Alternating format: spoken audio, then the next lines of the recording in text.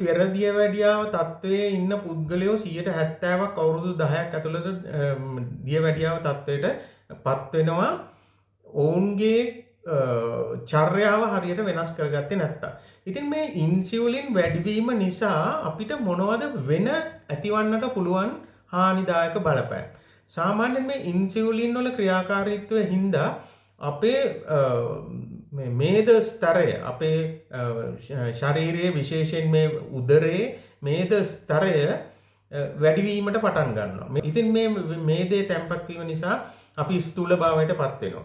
එතකොට ලොකු බඩක් සහිත මහත ඉතාමත්ම ස්ථූල පුද්ගලයෙක් බවට අපිට බර වැඩි වෙලා පත් වෙන්න හැකියාව තියෙනවා. ඒ වගේම තමයි මේ ඉන්සියුලින් ප්‍රමාණය වැඩි වෙනකොට අපේ ශරීරයේ ලිපිඩ ප්‍රමාණය ඉහළ යනවා. එතෙන්දී අපි සාමාන්‍යයෙන් ලිපිඩ් ප්‍රොෆයිල් එකක් එහෙමත් නැත්නම් කොලෙස්ටරෝල් වාර්තාවක් අරගෙන බැලුවොත් එහෙම මේ වගේ පුද්ගලයන්ගේ බොහෝ විට මේ කියන කාල සීමාවේ අග දක්වා ගමන් කරලා තියෙනවා නම් ඔවුන්ගේ ට්‍රයිග්ලිසරයිඩ් වැඩි. එතකොට HDL අඩුයි. ඉතින් මෙන්න මේ ට්‍රයිග්ලිසරයිඩ් වැඩිවීම නිසා අපිට හෘද රෝගය ඇති වෙන්න පුළුවන්. රුධිර පීඩනය වැඩි වන්නට පුළුවන්. ඒ වගේම තමයි නොයෙකුත් ශරීරයේ ප්‍රදාහයන් ඇති වෙන්නට පුළුවන්. ඉතින් එතකොට ඒක නිසා මේ ට්‍රයිග්ලිසරයිඩ් වැඩිවීම ඉතාමත්ම අපිට හානිදායක අයුරින් බලපාන්නට හැකියාව තියෙනවා. එතකොට මේ HDL අඩුවීම නිසා ශරීරයේ තිබෙන කොලෙස්ටරෝල් ප්‍රවාහණයට බාධා පැමිණිලා එතෙන්දිත් අපිට විශාල ප්‍රශ්න රාශියකට මුහුණ දෙන්නට සිද්ධ වෙනවා. ඉතින් ඒ වගේම තමයි මේ ඉන්සියුලින් ප්‍රමාණය වැඩිවීම හේතුව නිසාම අපේ ශරීරයේ තියෙන LDL කොලෙස්ටරෝල් එක වැඩි වෙන්නට පුළුවන්. LDL ප්‍රමාණය වැඩි වෙනකොට මේ LDL අර වැඩි වෙන ග්ලූකෝස් සමග ප්‍රතික්‍රියා කරනවා. සාමාන්‍යයෙන් මේ ග්ලූකෝස් නිරාහාර සීනි මට්ටම ඩෙසිලිටරයට මිලිග්‍රෑම් 100ට වඩා වැඩි නම් අන්න එතකොට මේ වැඩි වෙන ලිපිඩ් සමග වැඩි වෙන LDL සමග මේ ග්ලූකෝස් ප්‍රතික්‍රියා කරලා හදනවා ඇලෙන සුළු කොලෙස්ටරෝල් වර්ගයක්. මෙන්න මේ ඇලෙන සුළු දේ ගිහිල්ලා ඉවරලා අපේ නහර බිත්තිවල ඇලිලා අපි කියනවා ඒකට ඇතරොස්ක්ලෙරෝටික් ප්ලාක් එකක් හැදුවා කියලා. මේක හෘදය වස්තු ඇතිවීමෙන් අපිට හෘදයාබාධ පවා ඇතිවන්නට පුළුවන්. අනිත් එක තමයි අපේ ශරීරයේ අක්මාවේ එකතු වෙන ලිපිඩ ප්‍රමාණය වැඩි වෙනවා. අන්න එතකොට මේ ලිපිඩ ප්‍රමාණය වැඩි වීම නිසා අපිට ෆැටි ලිවර් හැදෙන්නට පුළුවන්. මේ ෆැටි ලිවර් ඊට පස්සේ ක්‍රමක්‍රමයෙන් අවුරුදු ගාණක් තිස්සේ පැවැත්වගෙන ගිහිල්ලා නන් ඇල්කොහොලික් ෆැටි ලිවර් ඩිසීස් එහෙමත් නැත්නම් ඇල්කොහොල් නොමැතිව මේ ෆැටි ලිවර් හැදිලා නන් ඇල්කොහොලික් සිරෝසිස් දක්වා වර්ධනය වීමේ හැකියාවක් තියෙනවා. ඒ වගේම විශේෂයෙන් ස්ත්‍රී පක්ෂයට බලපාන දෙයක් තමයි මේ ස්ත්‍රී පක්ෂයේ යම් ප්‍රමාණයක ටෙස්ටොස්ටෙරෝන් ප්‍රමාණයක් හැදෙනවා. මෙන්න මේ ටෙස්ටොස්ටෙරෝන් කියන්නේ පුරුෂ හෝමෝන. මේ පුරුෂ හෝමෝනය ස්ත්‍රී හෝමෝනය බවට පත් කරන්නේ. එහෙමත් නැත්නම් ඊස්ට්‍රජන් බවට පත් කරන්නේ ඇරෝමටේස් කියලා එන්සයිම් එකක්. මෙන්න මේ ඇරෝමටේස් කියන එන්සයිමේ ක්‍රියාකාරීත්වය අඩු කරනවා මේ ඉන්සියුලින් වැඩිවීම. අන්න එතකොට මොකද සිදු වෙන්නේ? ටෙස්ටොස්ටෙරෝන් වැඩි වෙනවා. ඊස්ට්‍රජන් හැදීම අඩු වෙනවා. එතකොට ඊස්ට්‍රජන් ලෙවල් එක පල්ලෙහාට යනවා, ටෙස්ටොස්ටෙරෝන් ලෙවල් එක ඉහළට යනවා. එතකොට පුරුෂ හෝමෝන වැඩි වෙනවා, ස්ත්‍රී හෝමෝන අඩු වෙනවා. මෙන්න මෙතෙන්දී මේ ස්ත්‍රියගේ පුරුෂ ලක්ෂණ වැඩි වෙනවා, ස්ත්‍රී ලක්ෂණ යට යනවා. අන්න එතකොට ඇයට දරුඵල ලබා ගැනීමේ හැකියාව අඩු වෙනවා. ඉතින් අන්න ඒ හේතු නිසා අපි කියනවා PCOS කියලා, polycystic ovarian syndrome කියලා කියනවා. ඩිම්බ කෝෂයේ ඩිම්බ මේරීම නැවතිලා දරු පලක් නොලැබෙන ගානට මේක පත්වන්නට ඉඩ තියෙනවා. අනිත් එක තමයි ග්ලූකෝස් මෙටබොලිසම් එක. එහෙමත් නැත්නම් ග්ලූකෝස් දහනය අපේ ශරීරයේ අඩු වෙලා යනවා. අන්න එතකොට ඒ ග්ලූකෝස් දහනය කළා තමයි අපිට ශක්තිය හම්බෙන්නේ. අන්න එතකොට අපේ ශක්තිය නැති වෙලා යනවා. ශක්තිය නැති වෙලා යනකොට මේක මොලේ සිද්ධ වුණොත් එහෙම අපිට මොලේ මීදුමකින් පිරුණා වගේ දැනෙනවා. එතකොට අපිට ඉතාමත්ම මහන්සි ගතියක් දැනෙනවා. ඒ වගේම ඉතාමත්ම දුර්වල ශරීරයේ දුර්වල ගතියක් දැනෙනවා. ඉතින් මෙහෙම ශරීරයේ දුර්වල වෙන්න ගියාම අපිට කේන්ති යනවා. කේන්ති ගිහිල්ලා ඉවරලා අර ස්ට්‍රෙස් එක වැඩි වෙනවා. ස්ට්‍රෙස් එක වැඩි වෙනකොට අපේ මතකය ගිලිහිලා යනවා. මේ මතකය ක්‍රමක්‍රමයෙන් ගිලිහිලා යාම පටන් ගත්තාම අපිට අවසානයේ ඇල්සයිමර්ස් කියන රෝගයට ගොදුරු වීමේ හැකියාව තියෙනවා. ඉතින් මේක ඉතාමත්ම දාමයක් විදියට හැදීගෙන එන දෙයක්. ඉතින් ඕගොල්ලෝ හිතලා බලන්න සාමාන්‍යයෙන් කිසිම දෙයක් මතක හිටින්නේ නැති. එහෙමත් නැත්නම් නිතර කේන්ති යන. එතකොට මොනවා හරි වැඩක් කරන්න ගිය ගමන් ඉතාමත්ම මහන්සියක් දැනෙන පුද්ගලයෝ ඉන්නවා අපිට හම්බ වෙලා තියෙනවා. ඉතින් ඒ අයට මතක හිටින්නේ නැහැ. කොච්චර දේවල් හිතේ තියාගත්තත් මතක හිටින්නේ නැහැ. මෙන්න මේ වගේ මේවා එතකොට මොකද්ද සිද්ධ වෙන්නේ? එතකොට අපි ගිහිල්ලා ස්නායු රෝග වලට බෙහෙත් ගන්නවා. අපි ගිහිල්ලා මානසික රෝග වලට බෙහෙත් ගන්නවා. ඉතින් මේ වගේ නොයෙකුත් දේවල් වලට එතකොට ඇඟපණ නැහැ කියලා විටමින් ගන්නවා. විටමින් ගත්තාම විටමින් වල තියෙන්නේ තුඟක් වෙලාවට සීනි. ඉතින් මේක ආපහු මෙතනින් කරකිලා ඉවර වෙලා ආයෙත් මෙතන මුලට එනවා. ඉතින් ඒක නිසා මෙන්න මේ වගේ දේවල් අපි නොදැනම තව තවත් අපේ මේ තියෙන තත්ත්වය වැඩි කර ගැනීමක් තමයි සිද්ධ වෙන්නේ. ඉතින් අනිත් එක තමයි මේ ඉන්සියුලින් වැඩි වුණාම මේ ඉන්සියුලින් ක්‍රියා කරනවා වර්ධක හෝමෝනයක් විදිහට. මේ වර්ධක හෝමෝනය කුමක්ද සිද්ධ කරන්නේ? මේක ගිහිල්ලා ඉවරලා අපේ ශරීරයේ තියෙන සෛලවල ගුණණය වීම ඉතාමත්ම ඉක්මනින් සිදුවෙන්න පටන් ගන්නවා. මෙන්න මේක ඉතාමත්ම ප්‍රශ්නයක් වෙනවා අපේ හැමේ මේ දේ වෙන්න යනකොට. අපි චර්මයේ පාදක සෛල ඉතාමත්ම ශීඝ්‍රයෙන් මේ සෛල ගුණණය වෙනවා. මේ ගුණණය වීම නිසා මේ සෛල උඩට ඇවිල්ලා ඉවරලා අපේ හැම මතු පිට ලොකු රෑෂ් වගේ හැදෙන්න පුළුවන්. මේවා අපි කියනවා සොරායිසිස් කියනවා, ප්‍රූරයිගෝ නොඩියුලාරිස් කියනවා. මේ සාමාන්‍යයෙන් මේ සෛල ගුණණය නිසා අපිට කැන්සර් එහෙමත් නැත්නම් පිළිකා පවා ඇතිවීමේ හැකියාව තියෙනවා.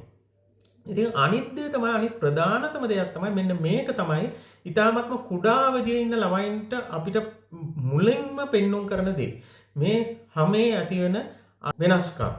මොනවද මේ වෙනස්කම්? මේ ඉන්සියුලින් නිසා අපේ හැමේ අපි චර්මයේ පාදක සෛලවල තියෙනවා අපේ මෙලනින්. මේ මෙලනින් සෛල ඉතාමත්ම ඉක්මනින් ගුණණය වෙනවා මේ ඉන්සියුලින් වැඩි වුණාම. මේ ඉක්මනින් ගුණණය වෙන මෙලනින් සෛල පාටින් වැඩි. කළු පාටින් වැඩි. අන්න ඒ සෛල උඩට ආවට පස්සේ අපේ හැම කළු වෙන්න ගන්නවා. මේක විශේෂයෙන් වෙන්නේ අපේ මේ ක්‍රියාකාරී හැම තියෙන තැන්වල. අපේ ක්‍රියාකාරී හැම තියෙන මේ බෙල්ලේ. එතකොට මේ ඇස් වටේට. එතකොට මේ ඇඟිලි වල මේ පුරුක් වල. මේ වගේ තැන්වල අපේ ක්‍රියාකාරී හැම තියෙනවා. කිහිලි, ඉකිලි. ඉතින් මේ ක්‍රියාකාරී හැම ඇති ස්ථාන කළු වෙන්න පටන් ගන්නවා. මෙන්න මේක අපිට ඉතාමත්ම හොඳින් මේ පාසල් පියේ ඉන්න දරුවන්ගේ පවා දකින්න තියෙනවා. මේක හුඟක් වෙලාවට හුඟක් දෙනෙක් කියන්නේ මේක ඉරේලිය හින්දා කියනවා, මාළෙට කියලා කියනවා. ඉතින් ඒ කිසි දෙයක් නිසා නෙවෙයි මේකෙන් සිදුවන සංසිද්ධිය මෙන්න මේකයි. මෙන්න මෙතෙන්දිවත් අපි හඳුනාගත්තොත් මෙන්න මේ ළමයා ඉන්නේ මෙන්න මේ අවස්ථාවේ කියලා මේ ළමයා කවදා හරි දවසක දියවැඩියාව රෝගියෙක් වෙන එක සහ ඊට මෙහා පිටින් තියෙන මම්මේ කියන සංකූලතාවලට පත්වීම නවත්වා ගැනීමට හැකියාව තියෙනවා. මේක සිදුවන්නේ දවසකින් දෙකකින් සතියකින් මාසකින් නෙවෙයි අවුරුදු 10ක් 15ක් වැනි දීර්ඝ කාලයක සිදුවන සංසිද්ධියකට ප්‍රතිඵලයක් විදිහට තමයි මේ සංකූලතාවය ඇතිවන්නේ. ඉතින් මේ වගේ මුලින්ම දකින්න පුළුවන් දේවල් තමයි මේ හැම කළු පාට වීම. මේක සාමාන්‍යයෙන් අවුරුදු 10ක 12ක වගේ ළමයෙකුට උනත් දකින්න හැකියාව තියෙනවා මේ ඉන්සියුලින් රෙසිස්ටන්ට් වීම තුල. ඒ වගේම තමයි මේ ඉන්සියුලින් වැඩි වුණාම අපේ හැමේ සංවේදීතාවය වැඩි වෙනවා. අපේ හැමේ සංවේදීතාවය වැඩි වෙනකොට අපිට නොයෙකුත් ආශාත්මිකතා ඇති වෙන්න පුළුවන්. අනිත් එක අපිට හිරු එළිය පවා ආශාත්මික තත්වයකට පත් වෙන්නට හැකියාවක් තියෙනවා. හිරු එළිය වැටුණු විට හැමේ උඩ ස්තරයේ දිය බිබිලි වගේ දේවල් එන්න පුළුවන්. එහෙම නැත්නම් අපේ හැම ඉතා ඉක්මනින් කළු වෙන්න පුළුවන්. මෙන්න මේ වගේ දේවල් ඇතිවන්නට පුළුවන්. මේ ඉන්සියුලින් ප්‍රමාණය වැඩිවීම නිසා ඇතිවෙන අර හැමේ සංවේදීතාවය වැඩිවීම නිසා මේ දේ වෙන්නටත් පුළුවන්. අනිත් එක තමයි මේ කන්ටැක්ට් ඩර්මටයිටිස්. එහෙමත් නැත්නම් යම් දෙයක් අපි හිතමු මේ ඔරලෝසු පටියක් කියලා. මේ ඔරලෝසු පටියක් අපිට හැමට තද වෙලා තිබුණොත් එහෙම මෙතන ලොකුවට කළු මේ රතු පාටට රෑෂ් එකක් වගේ දාන්න පුළුවන්.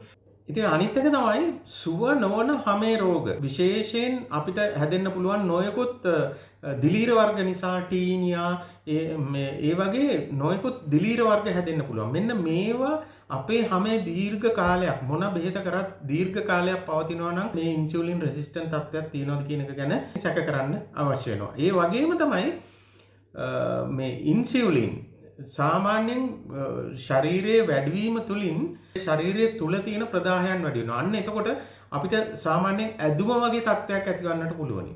එතකොට ඇදුම එහෙමත් නැත්නම් කැස්ස මේ වගේ දේවලුත් අපිට ඇතිවන්නට පුළුවන් මේ සිදුවන සෛලවල සිදුවන ප්‍රදාහයක්.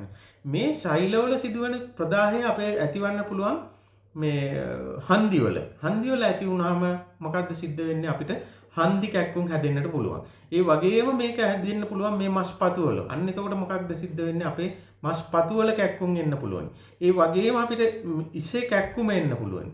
ඒ වගේම මම කලින් කිව්වා වගේම මේ හැමේ කිසිදු හේතුවක් නැතුව රෑෂස් එන්න පුළුවන්. කිසිදු හේතුවක් නැතුව විශේෂයෙන් මේ කකුල් වල රෑෂ් එන්න පුළුවන්. කකුල් ඒ මොකද හෘද වස්තුවට සහ මොළයට ඉතාමත්ම ඈතින් තියෙන්නේ අපේ කකුල්. අන්න ඒ තැන්වල මේ මෙන්න මේ සංසිද්ධිය ඉතාමත්ම හොඳින් ඇති වෙලා රෑෂස් කිසිදු හේතුවක් නැතුව එන්න පුළුවන්. ඉතින් මෙන්න මේ වගේ සංකූලතා ගොන්නකට අපි මැදි වෙන්නට පුළුවනි. එතකොට අපි මේ එක සංකූලතාවයට වෙනම ප්‍රතිකාර අර ගැනීම තමයි සාමාන්‍යයෙන් සිද්ධ වෙන්නේ. අපිට මතකේ නැති වෙනකොට එමත් නැත්නම් මතකයේ පිළිබඳ ප්‍රශ්න ඇති වෙනකොට අපි මනෝවිද්‍යාත්මක ප්‍රතිකාර හොයාගෙන යනවා. එතකොට හැම ප්‍රතිකාර විතරක් හැමට විතරක් අවශ්‍ය කරන ප්‍රතිකාර අපි හොයාගෙන යනවා. හැම කළු වෙනකොට වයිට්නින් ක්‍රීම් ගන්නවා. ඉතින් අන්න ඒ වගේ අපි ඒ එන ප්‍රශ්නයට හුදකලාව ප්‍රශ්න පිළිතුරු හොයනවට වඩා මේ වගේ දෙයක් තියෙනවා නම් අපි බලලා මේ දේ හොයාගෙන මෙන්න මේ ඉන්සියුලින් රෙසිස්ටන්ට් කියන තත්ත්වයෙන් ආපහු හැරෙන්නට පුළුවන්.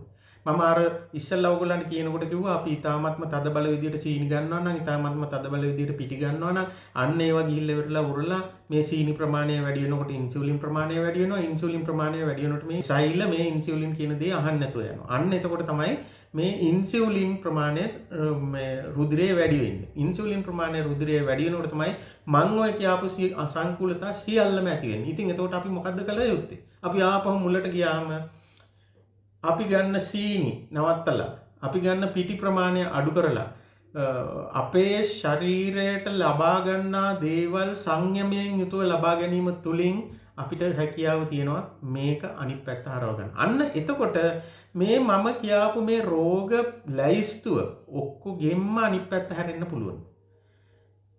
එහෙම නැතිනම් අවුරුදු 10ක් වෙන කාල සීමාවක් ඇතුළත අපි මේ රෝග ගොන්නෙම ගොදුරු බවට පත් වෙලා අවසානයේ ඊ타ත්ම තදබල දියවැඩියා රෝගියෙක් බවට පත් වෙලා අතපය පවා අහිමි කර ගන්නා තත්වයකට පත් වෙන්න හැකියාව තියෙනවා. ඉතින් ඒක නිසා මේ පිළිබඳ දැඩි අවධානයක් යොමු කරලා තමන්ගේ රෝග දිහා තනිව බලන්නේ නැතුව මේකට කුමක්ද හේතුව වෙලා තියෙන්නේ කියන එක ගැන දැඩි අවධානයක් යොමු කිරීම අප සෑම සියලු දෙනාටම ඊ타ත්ම වැදගත් වෙනවා.